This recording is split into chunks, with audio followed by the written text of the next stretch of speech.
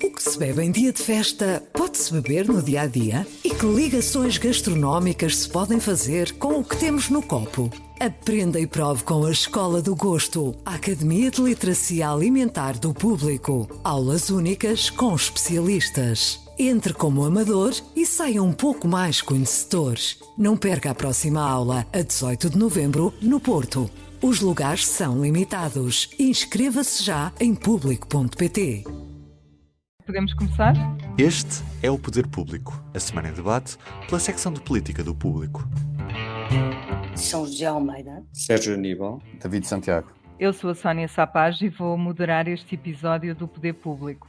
Bem-vindos a todos ao nosso podcast de política e um agradecimento especial ao Sérgio Aníbal, que está connosco hoje, embora não seja muito habitual. O Sérgio faz parte da nossa secção de Economia, já foi convidado noutras ocasiões, sempre ligadas ao Orçamento de Estado. Aliás, é por isso que está aqui de novo. O orçamento foi entregue ontem no Parlamento por Fernando Medina, o novo Ministro das Finanças, e esse foi sem dúvida um dos acontecimentos da semana.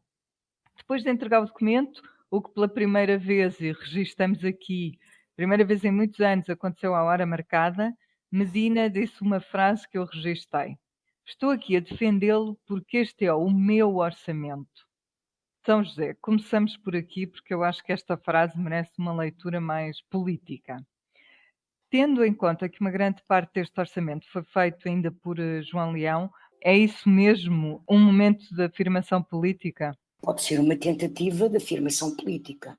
Aliás, a intervenção dele foi bastante mais política do que a dos anteriores ministros das Finanças de António Costa.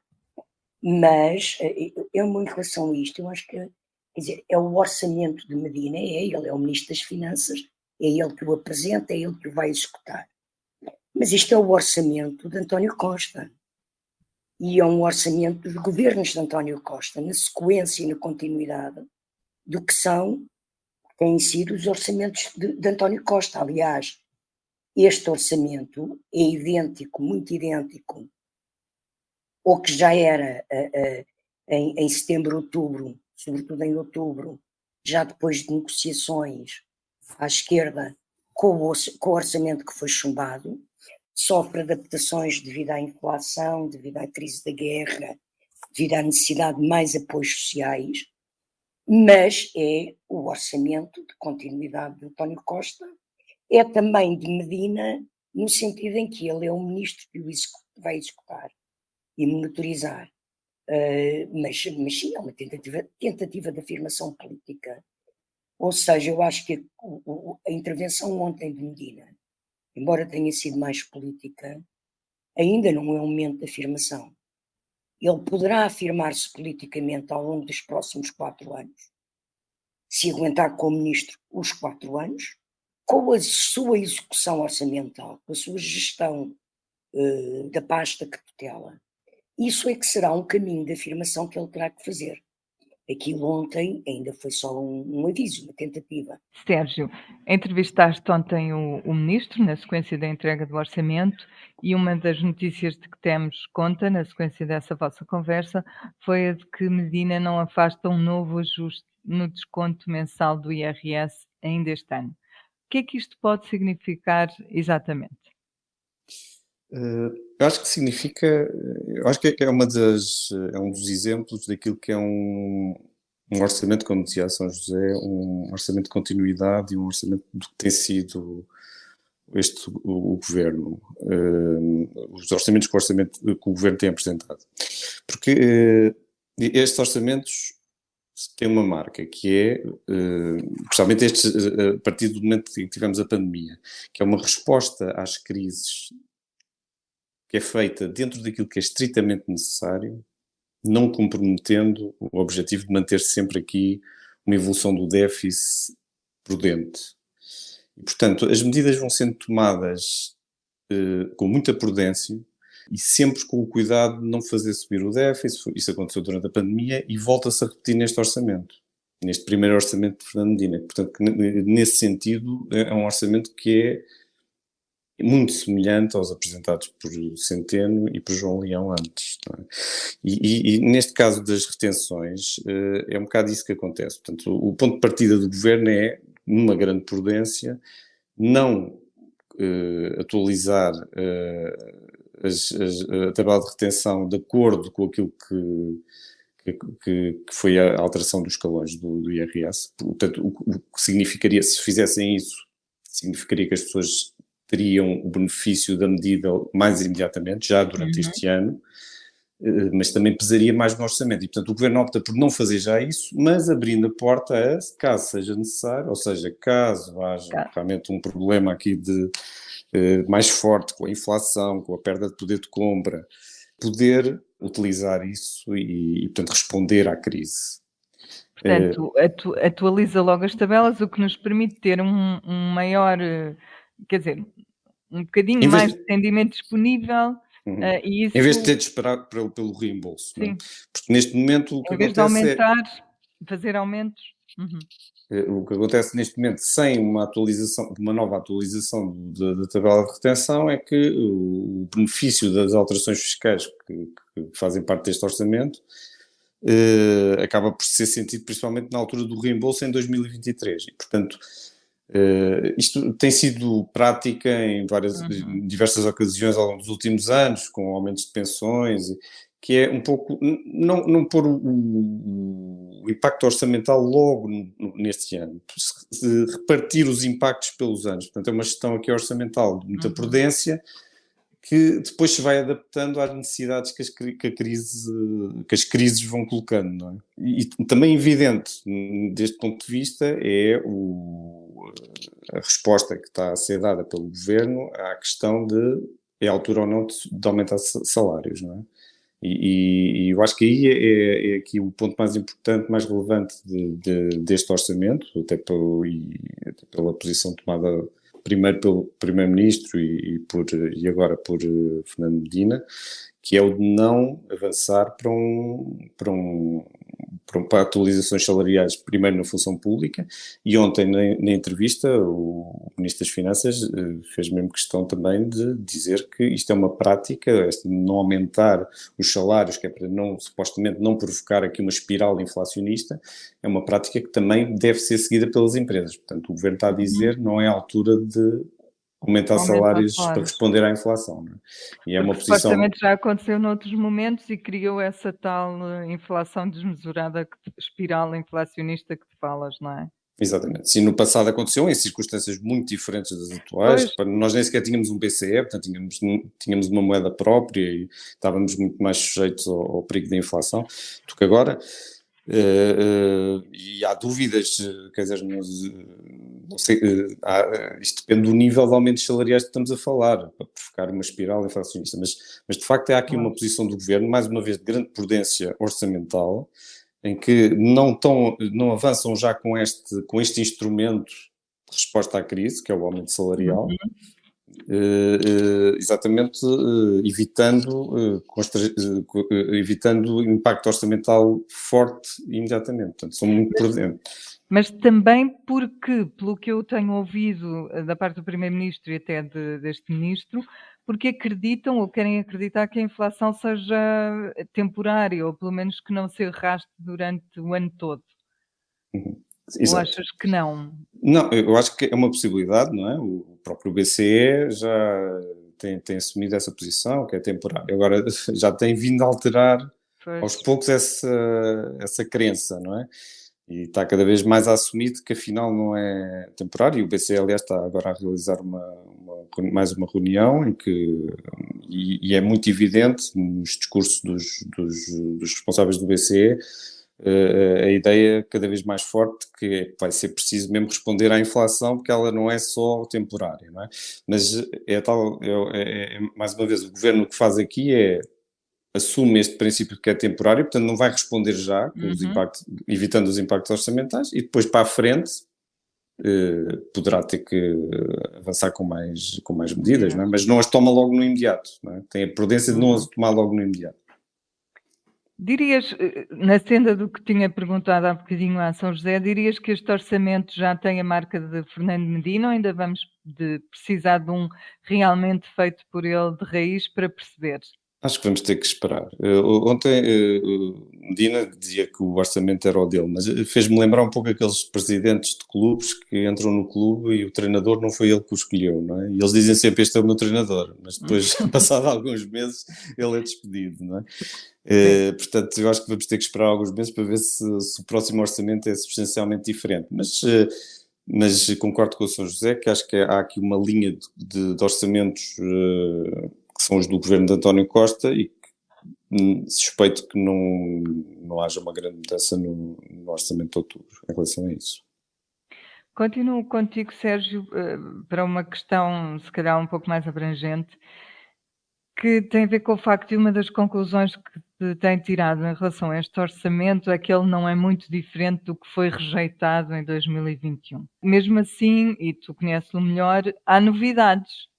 Podes referir algumas das mais importantes, das coisas novas que foram lá encontradas e que são mais importantes? Sim, as novidades têm a ver com a guerra na Ucrânia, não é?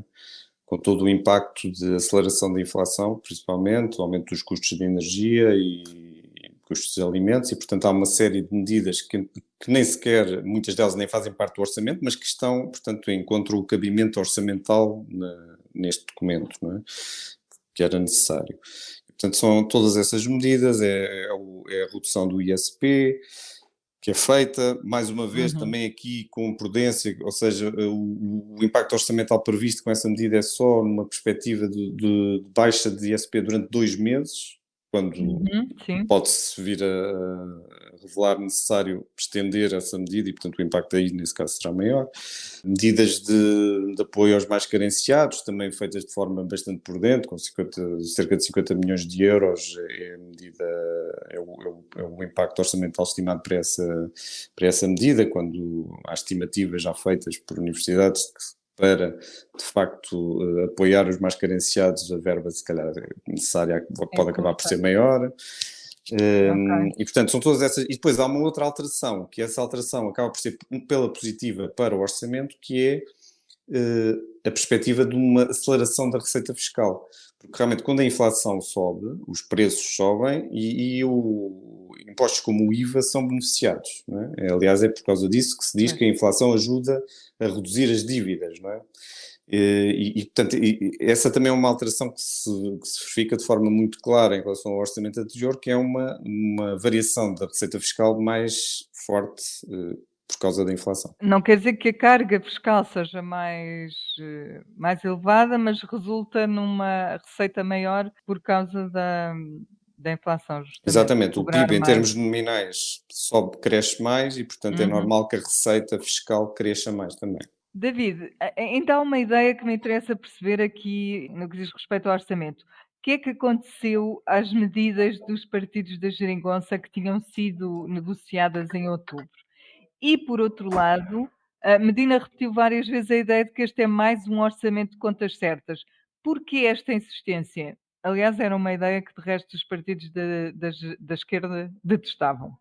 É assim, as medidas, boa parte, pelo menos, das medidas mais emblemáticas que tinham sido negociadas com os antigos parceiros da esquerda parlamentar e que tinham sido negociadas em momentos distintos, de forma distinta, seja com o PCP, seja com o Bloco, elas e que estavam incluídas na proposta orçamental que foi chumbada em outubro do ano passado, mantêm-se neste novo documento. Aliás, o próprio António Costa repetiu várias vezes, desde o chumbo do orçamento, já inclusivamente em campanha eleitoral, que essas bandeiras voltariam a constar da nova proposta.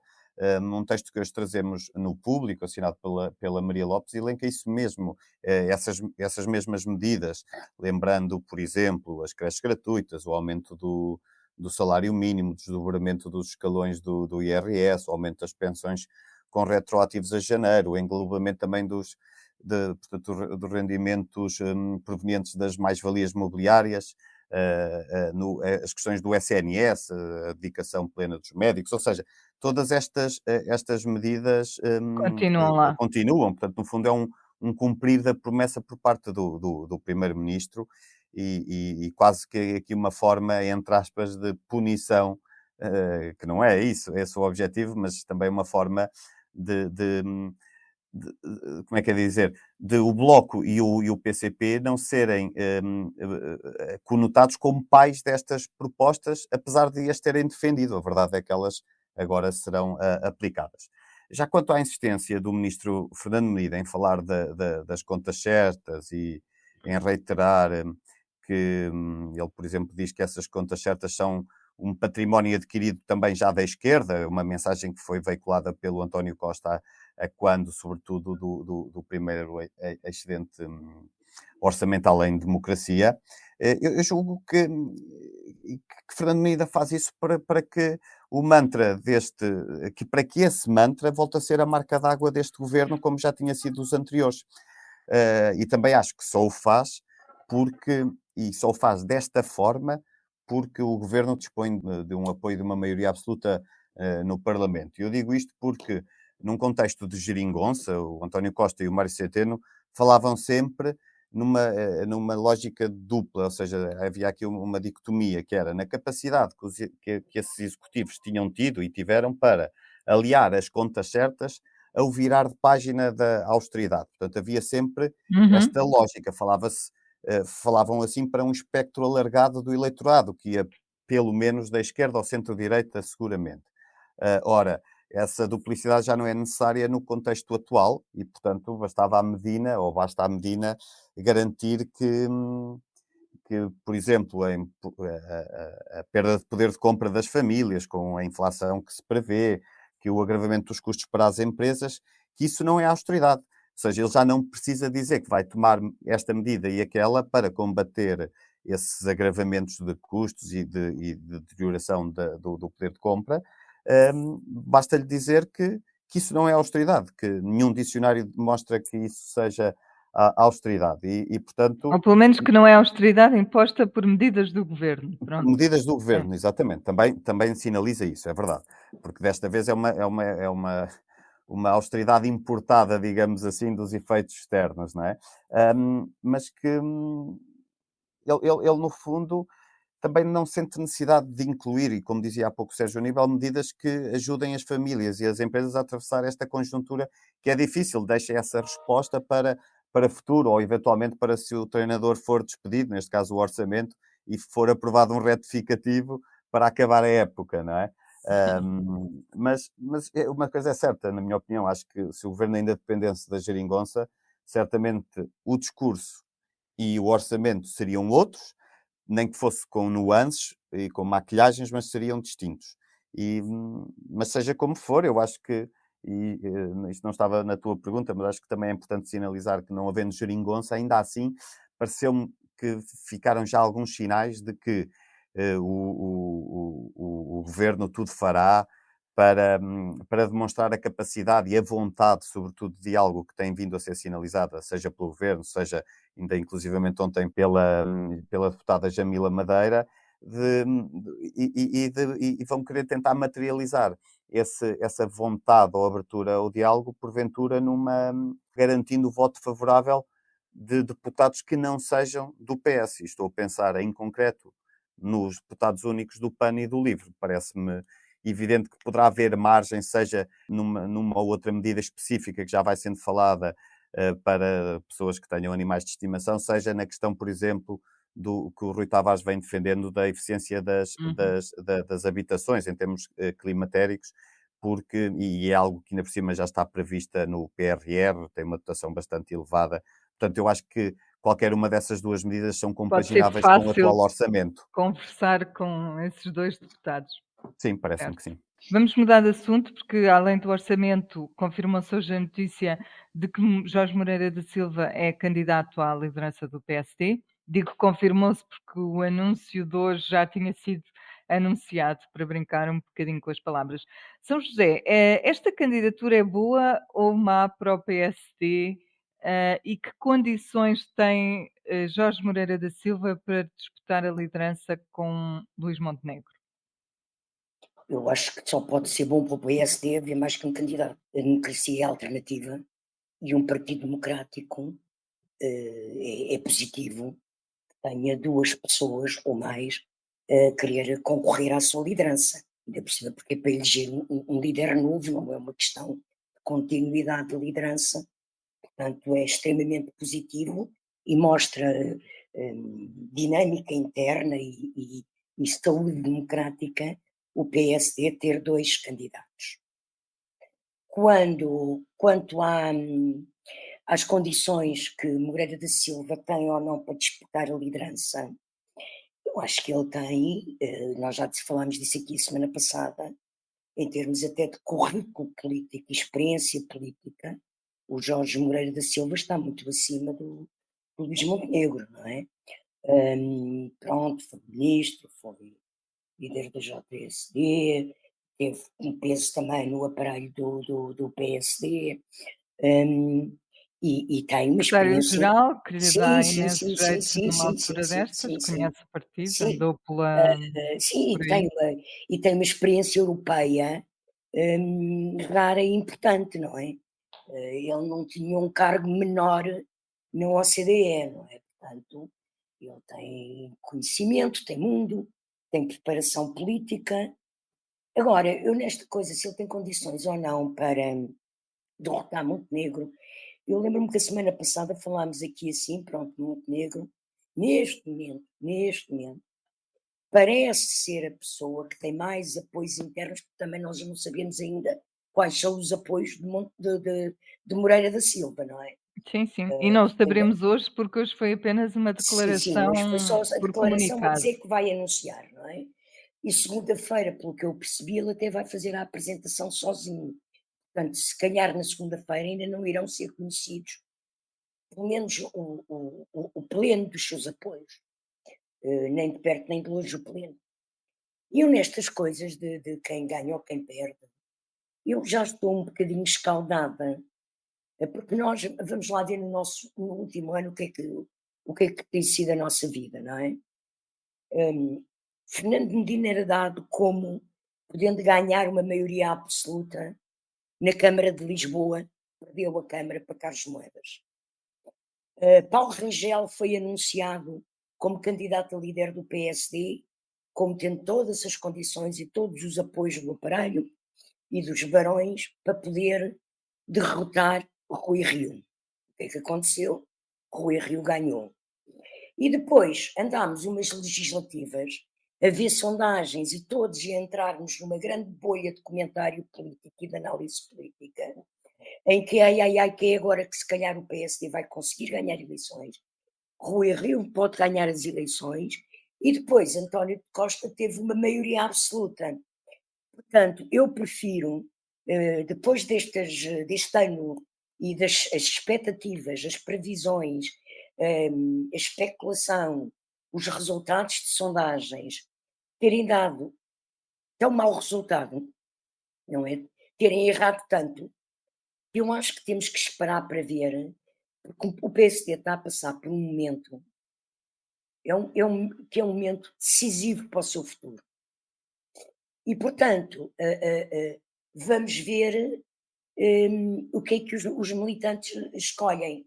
Mas o que eu sei é o seguinte: seja quem for que ganhe a liderança do PSD, o desafio que tem pela frente é um desafio muito, muito complicado, E longo. demorado de resolver, porque há uma reconstrução a fazer do partido no sentido do que é a comunicação do partido com o país e recuperar eleitorado, não é? O PSD, está bem que inicialmente, quando aparece, era um partido que concentrava votos, sobretudo a norte. Com Cavaco Silva transformou-se um partido do ponto de vista eleitoral nacional e desde aí tem encolhido outra vez e tem-se refugiado de novo a norte.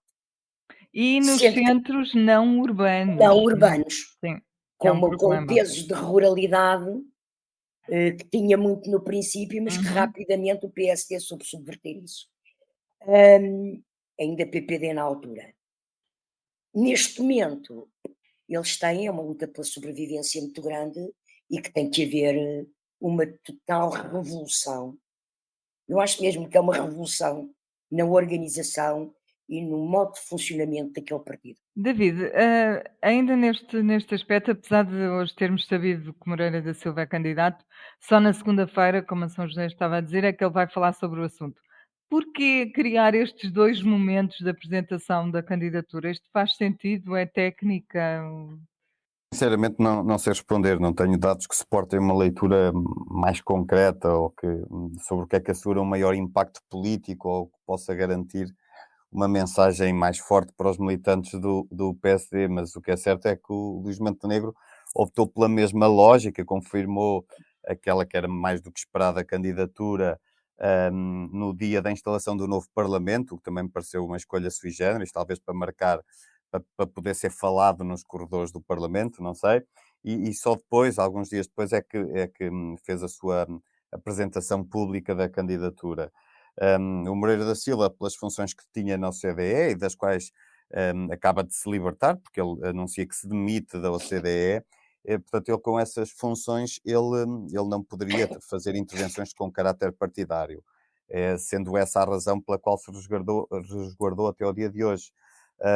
Mas a verdade é que também, tendo-se demitido agora, poderia desde já apresentar a sua candidatura, mas estou em crer que ele considera que seja mais profícuo garantir talvez uma maior ocupação do espaço mediático, talvez seja isso, com 2 momentos de apresentação da candidatura, não sei. Até porque houve uma coisa, se ele anunciasse hoje a candidatura, amanhã é Páscoa, não é? Pronto, era isso que eu ia dizer. Mas podia ter pensado nisso antes também, não é? É Não, verdade. Dia ele 14 não, porque no dia a seguir é Páscoa. Claro. Pois, daí eu achar que ele acha mesmo, ele considera mesmo, se calhar, que vai ter maior ocupação do espaço mediático Pois, com os 2 momentos. Eu até é tinha uma aqui uma espécie técnica. de quase trocadilho preparado, que a São José já quase me estragou, mas que é verdade, Então. porque ele, em certa medida, ele, com Portugal ainda a digerir a proposta do orçamento e já com Portugal também a pensar em ingerir no período pascal, o Moreira da Silva guardou-se para segunda-feira, portanto, acho que havia aqui um bocado essa Muito bem. lógica por trás desta opção de dividir em 2, digamos. Agradeço de novo ao Sérgio Aníbal a presença no nosso podcast. Pode ser que nos brinde com outra visita em outubro, quando houver novo orçamento. Ou antes, Agora, ou antes, Ou antes, se quando quiserem, houver quando quiserem. debate, durante os debates. por agora despeço-me com votos de uma Páscoa feliz e doce. Até breve. Até breve. O público fica no ouvido. O que se bebe em dia de festa pode-se beber no dia a dia? E que ligações gastronómicas se podem fazer com o que temos no copo? Aprenda e prove com a Escola do Gosto, a Academia de Literacia Alimentar do Público. Aulas únicas com especialistas. Entre como amador e saia um pouco mais conhecedor. Não perca a próxima aula, a 18 de novembro, no Porto. Os lugares são limitados. Inscreva-se já em público.pt.